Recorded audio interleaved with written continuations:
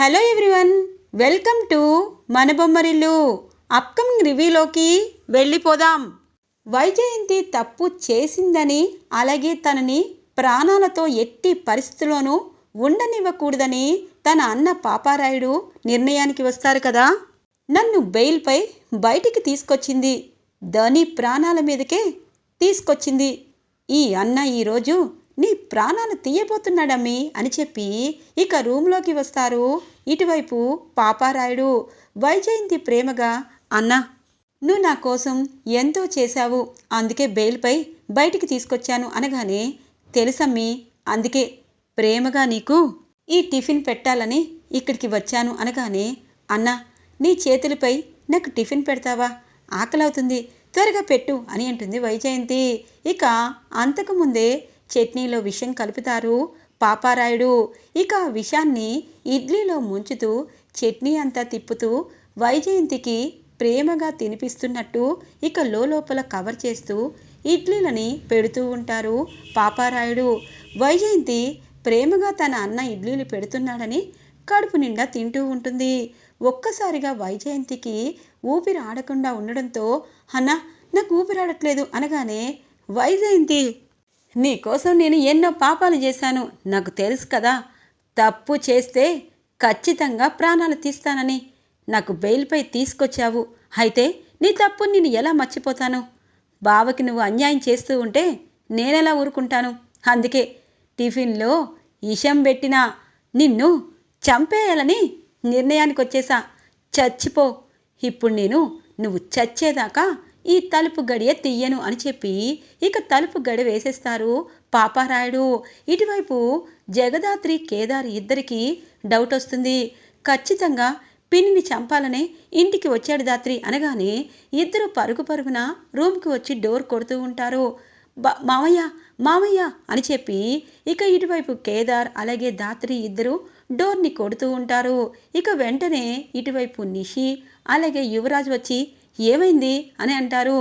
పాపారాయుడు, మామయ్య ఇదిగో వచ్చి పిన్ని దగ్గరికి అనగానే, ఏమైందో సరిగా చెప్పు అని అంటుంది నిషిక. ఏమీ లేదు, రాయుడు బాబాయ్ ఇంటికి వచ్చారు కదా, అత్తయ్య రూమ్లోకి వెళ్ళి తలుపేశారు, ఖచ్చితంగా అత్తయ్యని చంపాలనుకుంటున్నాడు అని చెప్పి అంటూ ఉండగానే ఇటువైపు పాపం శ్రీవల్లి అలాగే సుధాకర్ కూడా అక్కడికి వస్తారు. ఇక అందరూ ఎంత తలుపు కొట్టినా తలుపు తీయడు ఇక పాపారాయుడు. వైజయంతి ప్రాణాపాయ స్థితిలో కొట్టుకుంటూ ఉంటుంది. హా, ప్రాణాలు విడిచేస్తావా అని అంటారు. లేదన్నా, ప్రాణం పోయినా నీ చెల్లి తప్పు చేయదు, ఎందుకంటే అది ఆ శ్రీవల్లి నా కూతురు కాదన్నా, ఆ సుహాసిని కూతురు అని అంటుంది. ఏంటే ప్రాణం పోయేటప్పుడు బతికిస్తానని అబద్ధం చెప్తున్నావా అనగానే, అన్న ప్రాణం పోయినా నేను తప్పు చేయను, అది సుహాసిని కూతురే అన్నా, సుహాసిని కడుపుతో ఉందని మనం వదిలేసిన్నాం కదా, అప్పుడు అది ఆడపిల్లని కనింది, పొత్తిళ్ళలో పిల్ల కదా, దీన్ని ఎక్కడుంటే ఏముందని ఆనందశ్రమంలో వేసేశాను, కానీ అది ఇప్పుడు వచ్చింది, అటువైపు సుహాసిని చంపానని ఆయనకి తెలియనివ్వకూడదు, ఇలాగే ఆ అమ్మాయి నా కూతురని ఒప్పుకోవాల్సిన అవసరం వచ్చింది, ఇదే అని స్పృహ కోల్పోతుంది. అయ్యో ఎంత పని చేశాను అని చెప్పి డోర్ తీస్తారు.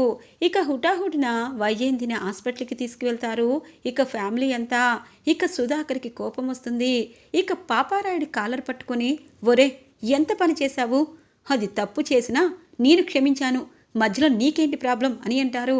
దానికి వైజయంతికి ఏమైనా అవ్వాలి, నీ ప్రాణాలు తీస్తాను అనగానే, అయ్యో బావా నా చెల్లి తప్పు చేయలేదులే, నాకు తెలుసు అని అంటారు. ఇంతలో కేదార్ అలాగే జగదాత్రి కోపంగా చూస్తూ ఉంటారు. వాళ్ళ వైపు కోపంగా చూస్తూ, ఈ శ్రీవల్లి ఆ సుహాసిని కూతురా, అంటే ఈ కేదార్ చెల్లిలే అన్నమాట, కానీ ఇక్కడ ఎవరికీ తెలీదు, నా చెల్లి తప్పు చేస్తుందని నేనెట్ట నమ్మాను అని చెప్పి అనుకుంటూ ఉండగానే ఇటువైపు యువరాజు వచ్చి కాలర్ పట్టుకుంటాడు. ఇన్ని రోజులు మేనమామని ఏమన్నా ఊరుకున్నాను, మా అమ్మని చంపుతావా అనగానే, అల్లుడు ఒక్క నిమిషం అని అంటారు. ఇక వాళ్ళ ముగ్గురు లోపలికి వస్తారు. నాకు విషయం తెలీదు, ఆ శ్రీవల్లి ఆ కేదార్ గడి చెల్లెలంట కదా, సుహాసిని కూతురంట కదా, వాళ్ళిద్దరిని ఇంట్లో పెట్టుకొని మేపుతున్నారేంటి అని అంటారు.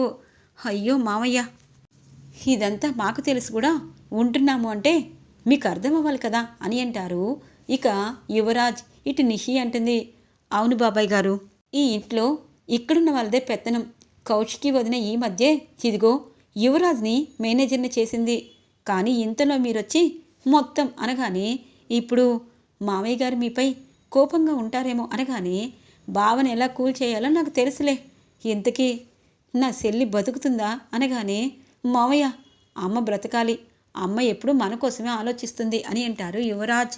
ఇక జగదాత్రి కేదార్ ఇద్దరు పాపం డాక్టర్తో మాట్లాడుతూ టెన్షన్ పడుతూ ఇటు అటు తిరుగుతూ ఉంటారు. పాపం ఇటువైపు శ్రీవల్లి కూడా టెన్షన్ పడుతూ ఉంటుంది. సుధాకర్ గమనిస్తూ ఉంటారు ఇటువైపు నిషికని అలాగే యువరాజ్ని. ఇద్దరు ఏ టెన్షన్ లేకుండా సైలెంట్గా ఉంటారు. ట్రీట్మెంట్ పూర్తయ్యాక వైజయంతి కడుపులో ఉన్న ఇక విషమంతా కక్కించేసి ఇక డాక్టర్లు తన్ని సేవ్ చేస్తారు. వైజయంతిని హాస్పిటల్ నుండి డిశ్చార్జ్ చేసి ఇంటికి తీసుకుని వస్తారు. వైజయంతి ఇక కోపంగా వాళ్ళ అన్న వైపు చూస్తూ ఉంటే, నన్ను క్షమించివే తల్లి, ఇప్పుడు నాకు అన్ని నిజాలు తెలిసిపోయాయి. అంటే కేదార్ శ్రీవల్లి ఇద్దరు అన్నా చెల్లెళ్ళని తెలీదు. అలాగే వాళ్ళ నాన్న వారసత్వం కోసం ఇక్కడ ఉన్నారన్నమాట. జగదాత్రి చాలా తెలివైంది చెల్లి అనగానే, మామయ్య నాకు అది తెలుసు, కానీ మీరు మాకు సహాయం చేయాలి అనగానే, ఏంటా సహాయం అని అంటారు. ఇక్కడ కేదార్ తాతగారి దగ్గర సాక్ష్యాలు ఉన్నాయి. అవన్నీ నువ్వు మాయం చేసావనుకో ఎప్పటికీ వాళ్ళిద్దరూ ఇంటి వారసులు కారు. నేనే ఏకైక వారసునవుతాను అనగానే, ఆ పని నాకు వదిలేండి. ఇంతకీ ఆ జగదాత్రి కేదార్ ఏం చేస్తారు అనగానే, వాళ్ళు స్కూల్లో టీచర్లే బాబాయ్ అని అంటుంది నిషిక. వాళ్ళిద్దరూ అలా అనిపించడం లేదే, ప్రతిదీ ఎంక్వైరీ చేస్తున్నట్టు అనిపిస్తుంది. వాళ్ళిద్దరూ ఏదైనా పోలీస్ ఆఫీసర్లా అనగానే యువరాజ్ షాక్ అవుతాడు. కేదార్ కదా మరి జగదాత్రి విషయంలో అని అనుకుంటారు. అంత సీన్ లేదు, వాళ్ళిద్దరు స్కూల్ టీచర్లే, ప్రతిదానికి భయపడుతూ ఉంటారు. ఇంటి నుండి ఎప్పుడు గెంటేస్తామా అని చెప్పి వాళ్ళు భయపడుతున్నారు అనగానే, వాళ్ళు భయపడినట్టు లేదు, ఇంట్లో వాళ్ళని కాపాడుతున్నట్టు ఉంది. సర్లే, మీరు చెప్పినట్టు మీకు సహాయం చేస్తాలే అని చెప్పి ఇక అక్కడి నుండి పాపారాయుడు వెళ్తూ ఉంటారు. ఇది ఇలా ఉండగా జగదాత్రి కేదార్ శ్రీవల్లి మాట్లాడుకుంటూ ఉంటారు. శ్రీవల్లి, ఆన్లైన్లో నీకు క్లాసెస్ చెప్తున్నా సార్ టీచర్స్ అందరూ కరెక్ట్గా చెప్తున్నారా, అర్థమవుతుందా అని అంటుంది జగదాత్రి. వదిన, చాలా క్లియర్గా అర్థమవుతుంది. అలాగే ఇప్పుడు డిగ్రీ ఫైనల్ ఇయర్ పరీక్షలకి అన్నీ చదివేశాను. రేపు నాకు మీరు పరీక్షకి ఖచ్చితంగా కాలేజీకి రావాలి అనగానే, చూడమ్మా, నువ్వు ఎక్కడికి రమ్మన్నా అక్కడికి వస్తాము. ఎందుకంటే నీకు అనాథాశ్రమంలో ఎక్కడి దాకా చదివావో అక్కడి దాకే ఆగిపోయింది. ఇక మిగతా చదువంతా ప్రశాంతంగా చదువుకోవచ్చు. డిగ్రీ పూర్తయ్యాక పీజీ ఇలాంటివి కూడా ఆన్లైన్లోనే క్లాసులు తీసుకుంటూ చక్కగా చదువుకోవచ్చు అని అంటూ ఉంటుంది. ఇక జగదాత్రి, వదిన, మీ ఇద్దరు అంటే నాకు చాలా ప్రేమ, మీ ఇద్దరు నా కోసం ఆలోచిస్తారు అని చెప్పి అంటూ ఉంటుంది శ్రీవల్లి. ఇక ఇటువైపు వైజయంతి వీళ్ళ మాటలు విని, ఓ, దీన్ని చదివిస్తున్నారా, దీనికి పెళ్లి చేసి పంపించాలన్నా కానివ్వటం లేదు. ఇది ఇంట్లో పడి ఇలా ఉంటే ఆ కేదార్ ఇది అన్నా చెల్లెలని తెలుసుకుంటే నేను ఇప్పుడు పెట్టిన డ్రామాలన్నీ శూన్యమే అవుతాయి. ఈ యువరాజ్ నిషి ఇద్దరూ ఏదో చేస్తానని ఏదో అవుతున్నారు. అమ్మి నిషి, యువరాజ్ వెళ్ళిపోయాడు ఆఫీస్కి అని అంటుంది. వెళ్ళాడత్తయ్యా, క్యారియర్ తీసుకొని మనం వెళ్ళాలి అనగానే, ఎందుకమ్మీ అని అంటుంది. ఎందుకంటే ఆఫీసులో అతనేం చేస్తున్నాడో తెలుసుకోవాలి కదా అని అంటుంది. సర్లే అమ్మీ. జగదాత్రి అని అంటుంది. అత్తయ్య గారు అనగానే, ఏంటి మీ ముగ్గురు రూమ్లో ఇలా తాపీగా మాటలు చెప్పుకుంటున్నారు, కౌశికి లేదనా అనగానే, ఈరోజు సెకండ్ సాటర్డే, ఎల్లుండి నుండి శ్రీవల్లికి డిగ్రీ ఫైనల్ ఇయర్స్ ఎగ్జామ్స్ అని అంటుంది. సర్లే, క్యారేజ్ అయ్యిందా అని అంటుంది. అయ్యింది నిషి, అన్ని వంటలు చేసేసాను అనగానే, అత్తయ్య వీళ్ళు ఇంట్లోనే ఉంటున్నారు కదా, మామయ్యని చూసుకుంటారులే, మనిద్దరం ఆఫీస్కి వెళ్దాము అని అంటుంది. సరే అమ్మీ అని చెప్పి ఇక యువరాజ్కి క్యారియర్ తీసుకొని ఆఫీస్కి వస్తారు నిషి అలాగే వైజయంతి. ఇది ఇలా ఉండగా ఆఫీస్లో యువరాజ్ ఇటు అటు తిరుగుతూ ఉంటే సోనీ వచ్చి వెనక నుండి హత్తుకుంటుంది. సోనీ, ఇది ఆఫీస్ అని అంటారు. అయ్యో సార్, ఇది ఆఫీసే, ఇక్కడే కదా ఇలాంటి రొమాన్స్ చేసుకోగలుగుతాము, ఇంట్లో కుదరదు కదా అనగానే, సోనీ ఇవంతా పక్కన పెట్టు, నిషి అంటే నాకు చాలా ఇష్టం, పెళ్ళయ్యాక ఇవన్నీ మానేశాను అనగానే, సార్ పెళ్ళయ్యాక ఇవన్నీ మానేయచ్చు, కానీ మీరు నాకు నచ్చారు కదా, మీరంటే నాకు చాలా మీ స్మార్ట్నెస్, అలాగే మీ హెయిర్ స్టైల్, మీరు చూసే లుక్స్ ఇవన్నీ చాలా బాగుంటాయి. నిషిలో ఏముంది, ముదక చీరలు కట్టుకుంటుంది, అలాగే మోడ్రన్ డ్రెస్సులు సెట్ అవ్వవు, నేను చూసారా అని అంటుంది. అంటే ఇప్పుడు నీ ఉద్దేశం అని అంటారు. నిషికి తెలియకుండా మనిద్దరం కలిసి ఉండలేమా, నిషికి మీరు అన్యాయం చేయక్కర్లేదు అని అంటుంది సోనీ. ఇక సోనీ మీద పడుతూ ఉంటే యువరాజ్ తనని ఇక ఏమీ చేయలేకపోతారు. అంటే అప్పుడు మీలో ఫైర్ ఉండేది, ఇప్పుడు లేదా అని అంటుంది. ఏయ్ అలా మాట్లాడతావేంటి, నాలో ఫైర్ ఎప్పుడు ఉంటుంది అనగానే, మరి నా దగ్గర లేదేంటి అని చెప్పి సోనీ అనేసరికి యువరాజ్కి ఇక ఏదోలా అనిపించి సోనీని దగ్గరికి తీసుకుంటారు. ఇక సోనీ యువరాజ్కి ముద్దు పెట్టుకుంటూ ఉంటే, సార్ ముద్దు బాగుందా అని అంటుంది. ఇంతలో కరెక్ట్గా డోర్ కొడుతూ వైజయంతి అలాగే ఇటువైపు నిషి క్యారియర్ తీసుకొని ఇక ఆఫీస్కి వస్తారు. యువరాజ్ అని పిలుస్తూ ఉంటుంది. నిషి అనుకుంటా ఇప్పుడు మనిద్దరిని అనగానే, అయ్యో సార్ లిప్స్టిక్ మార్కులు చెరిపేస్తాలే, ఆ కటన్ వెనకాల దాక్కుంటాను అని చెప్పి ఇక సోనీ కటన్ వెనకాల దాక్కోవడానికి వెళ్తుంది. ఇటువైపు ఇక నిషిక అలాగే వైజయంతి డోర్ తీయగానే యువరాజ్ టెన్షన్ పడుతూ ఉంటారు. యువరాజ్ని చూసేసరికి, ఏమైంది యువరాజ్ అని అంటారు. ఏం లేదు, వచ్చేటప్పుడు ఫోన్ చేయాలి కదా అనగానే, ఏమైందిరా అబ్బోడా, వచ్చేటప్పుడు ఫోన్ చేయాలా ఏంది అనగానే, అమ్మా నువ్వు నిన్ననే కదా కొంచెం కోలుకున్నావు ఇప్పుడు అని అంటారు.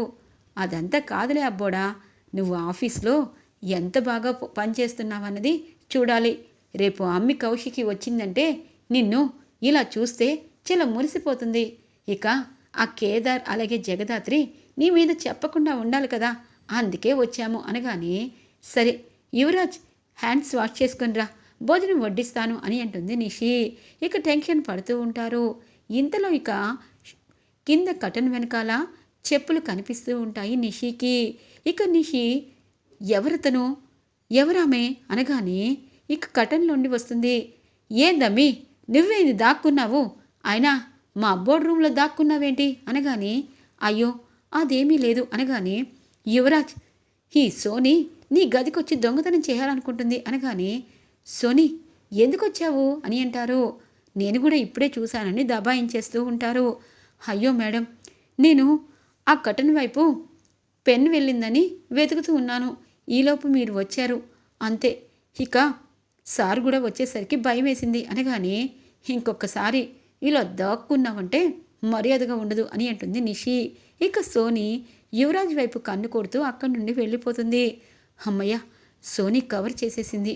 అవును, ఈ నిషిని చూస్తుంటే కనీసం భార్య అన్న ఫీలింగ్ కూడా రావటం లేదు, ఎందుకంటే ఎప్పుడు కోపంగా ఉంటుంది, డబ్బు గురించి ఆలోచిస్తుంది. అదే సోనీ నా గురించి చెప్తుంది, నన్నుగా కోరుకుంటుంది, నాలో ఉన్న మనిషిని నిద్రలేపుతుంది. ఛ అని చెప్పి నిషి వైపు చూస్తూ అదో రకంగా ఫేస్ పెడతారు యువరాజ్. ఈరోజు రివ్యూ ఇలా ఇంట్రెస్టింగ్గా ఎండ్ అవుతుంది ఫ్రెండ్స్. రాబోయే రివ్యూ కోసం మా ఛానల్ని సబ్స్క్రైబ్ చేసుకోండి. Thanks for watching friends.